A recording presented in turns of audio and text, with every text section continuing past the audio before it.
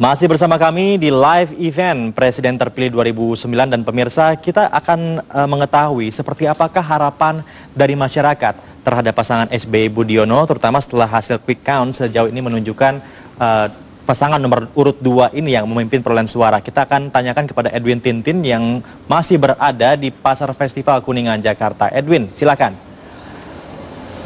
Ya betul sekali Prabu dan juga Frida, saat ini saya masih berada di Pasar Festival di Kuningan, Jakarta Selatan. Dan kalau sebelumnya tadi kita sudah mendengar pendapat masyarakat tentang Pilpres 2009 ini dari kaum laki-laki dan juga generasi muda, saat ini saya akan lebih memfokuskan pada kaum perempuan. Selamat siang Ibu. Siang. Ya. Ibu apakah kemarin menggunakan hak pilihnya? Oh enggak. Kenapa tuh Ibu?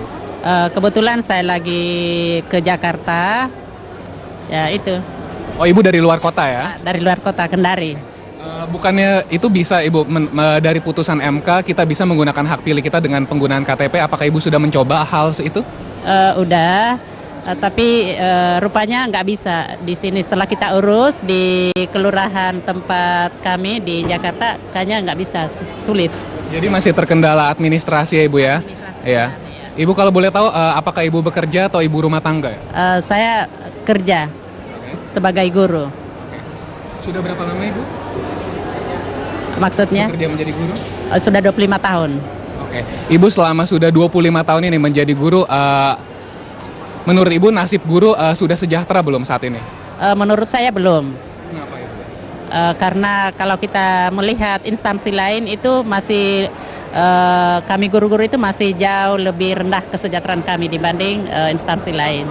Harapan kedepannya bagaimana? Harapan saya, karena saya sebagai guru, mudah-mudahan presiden yang sudah terpilih sekarang ini lebih memperhatikan kesejahteraan rakyatnya, khususnya kami guru-guru, Pak. Oke. Kalau mengenai harga-harga kebutuhan pokok bagaimana Ibu? Ya, karena saya sebagai ibu rumah tangga, saya berharap mudah-mudahan harga-harga di kebutuhan rumah tangga lebih murah lagi. Lebih murah lagi ya? Iya. Oke, terima kasih banyak Ibu. Ini putrinya? Oke, selamat siang Mbak. Siang, Iya. Mbak, apakah kemarin ikut mencontreng? ikut dong. Ikut Iya. ya? Kalau boleh tahu, apa nih? Apakah kemarin ikut mencontreng nomor 2 yang pada saat ini sudah unggul? Enggak, kebetulan enggak. Saya milihnya kandidat yang lain ya. Pilih kandidat yang lain ya? Oke, tapi kan kalau kita lihat dari hasil quick count kali ini, SBY dan Budiono memperoleh suara 60% atau sangat kuat. Menurut Anda bagaimana nih harapan ke depannya, bagaimana untuk pemerintahan ke depan? Dengan terpilihnya SBY dan Budiono sebagai presiden dan calon dan wakil presiden Indonesia, harapannya sih saya sebagai generasi muda ya, pendidikan gratis nggak lagi hanya menjadi sekedar wacana, benar-benar bisa diimplementasikan, juga kualitasnya harus lebih ditingkatkan lagi gitu. Jadi kita bisa lebih bersaing dengan bangsa-bangsa lain karena kita kan udah ketinggalan jauh banget ya. Sepertinya seperti itu. Dan juga soal tingkat kemiskinan, kira-kira nanti pemerintahan SBY dan Budiono ke depan mampu nggak sih Mbak mengentaskan kemiskinan? Masalah mampu atau enggak kayaknya hanya waktu yang bisa membuktikan ya. Tapi mudah-mudahan bisa ya. Saya sih berharapnya bisa. Karena ini kan menyangkut seluruh rakyat Indonesia ya. Mbak, ini kalau saya lihat juga Mbak kayaknya barusan dari rumah sakit ya? Oke, nah ini soal kesehatan, ini bagaimana? Apakah biaya kesehatan saat ini sudah cukup terjangkau atau enggak? Menurut pendapat saya sih masih banyak sekali ya hal-hal yang harus dibenahi terkait dengan masalah kesehatan Indonesia. Kesehatan rumah sakit gratis, rumah sakit murah kayaknya masih hanya sebatas wacana ya. Belum benar-benar terlihat gitu di masyarakat. Jadi harapannya sih semoga janji-janji terus iklan-iklan Presiden SBY sebelumnya yang katanya ingin meningkatkan kesejahteraan melalui pendidikan dan kesehatan gratis itu benar-benar bisa diimplementasikan gitu. Jadi tidak hanya menjadi teori saja ya Mbak ya? Betul. Oke, terima kasih banyak. Dan pemirsa, sekarang kita akan tanyakan lagi satu pendapat dari warga. Dan sekarang kita akan tanyakan pendapat dari penjual jus. Selamat siang Mbak. Siang. Namanya siapa? Riri. Riri ya. Mbak Riri, apakah kemarin ikut mencontreng? Iya ikut. Ikut ya? Oke, pilihan politiknya apa nih kalau boleh tahu Mbak? Nomor 1. Oh, teras ya. Nah, ini kan tampaknya kan presiden kita yang selanjutnya untuk memimpin negaranya 2009-2014 tetap Pak SBY nih. Harapan Mbak Riri bagaimana untuk Pak SBY ke depan? Ya apa ya? Biar jangan cuma ngubar-ngubar janji aja gitu, harus ditepati omongan dia. Terus ya jangan apa, yang demo-demo itu nggak perlu gitu kan, cuma ngomong kosong. Mbak merasa sejauh ini sudah beberapa tahun bekerja, apakah sudah merasa cukup sejahtera hidupnya? Ya itu sih lumayan. Ya, kalau dari penghasilan atau apa bagaimana? Ya penghasilan sih ya lumayan sih. Terus ke depannya ini kira-kira nanti pemerintahan SBY Budiono ke depan bisa nggak mengurangi pengangguran, Mbak? Kira-kira bagaimana? Iya, saya maunya tuh ya biar yang pengangguran itu biar apa?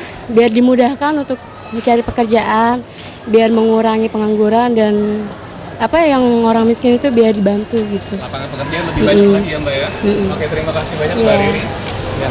Dan Frida dan juga Prabu, itulah dia representasi dari 3 masyarakat yang kita ambil dari berbagai kalangan, dari kaum laki-laki, kaum perempuan, dan juga kaum generasi muda hingga kaum pekerja. Dan pada dasarnya mereka menginginkan hal yang sama, yakni pemerintahan SBY dan Budiono ke depan, yang tampaknya sudah akan menjadi presiden dan wakil presiden yang terpilih, tidak hanya mengumbar janji-janji saja pada saat kampanye, tapi betul-betul bisa mengimplementasikan apa yang menjadi suara dan juga aspirasi masyarakat. Kembali pada Anda, Frida dan Prabu. Baik, Edwin Tintin ya melaporkan langsung dari Pasar Festival Kuningan, Jakarta dengan mempertanyakan kepada para wanita-wanita tadi itu. Ada Pintar guru. juga itu tadi Edwin, tadi janjinya mau tanya ibu-ibu katanya. Ternyata ibunya cuma 1, wanita mudanya 2 ya Prabu ya. Baik, saya langsung ke Pak Indria tadi seperti rekan kita tanyakan Edwin kepada seorang ibu guru asal Kendari yang sudah 25 tahun katanya tinggal di Jakarta. Dia tidak bisa memilih walaupun MK sudah memutuskan boleh pakai KTP dan kartu keluarga seperti itu. Menurut Anda hal-hal teknis semacam ini kan pastinya disayangkan ya Pak ya. Dan ada seberapa banyak orang yang seperti ibu tadi sebenarnya yang kehilangan kesempatan begitu karena masalah teknis. Saya kira keputusan MK ini baru menyejukkan saja kemarin ketika kedua calon presiden wakil presiden komplain ke Ketua Umum KPU, ya kan? Nah, jadi itu hanya 2 pasangan yang komplain. Ya hanya justru di situ. Kenapa nomor 2 tidak komplain gitu kan? Padahal ini sebetulnya sangat serius DPT itu. Itu kan hak politik rakyat. Jangankan berjuta-juta, 1 orang saja itu pelanggaran terhadap hak asasi dari pemilih. Nah, jadi kembali kepada kenapa tidak efektif ini? Setidak efektif apa sih Pak suara yang hilang? Bagaimana? Kalau dihitung-hitung berapa mungkin? Anda bisa bayangkan semua sektor-sektor non formal, ya, itu kebanyakan mereka yang disebut circular migration, migrasi, berarti para buruh begitu? Yang sirkuler, mungkin ya sebulan kerja, kemudian 1-2 hari pulang kampung, ya? Dan KTP-nya masih KTP Contohnya asli. saya ini Pak, dari Bandung di Jakarta. Iya, ini perlakuannya beda. Perlakuan pada wartawan beda dengan karena wartawan mungkin. Jadi saya punya teman misalnya di salah satu pabrik di Surabaya saja, satu pabrik buruhnya 40.000, itu tidak ada seorang pun yang bisa menyontreng karena mereka dari pinggiran Surabaya, ya kan? Kemudian kita bisa lihat ada pabrik rokok Kediri, pabrik Kudus, macam-macam pabrik rokok itu banyak sekali buruh. Saya yakin mereka adalah orang-orang yang tidak punya persyaratan untuk bisa menyontreng di tempat. Sektor informal juga. Sektor non formal di Jakarta misalnya tukang beca, pedagang-pedagang sayur dan macam-macam itu KTP-nya KTP kampung.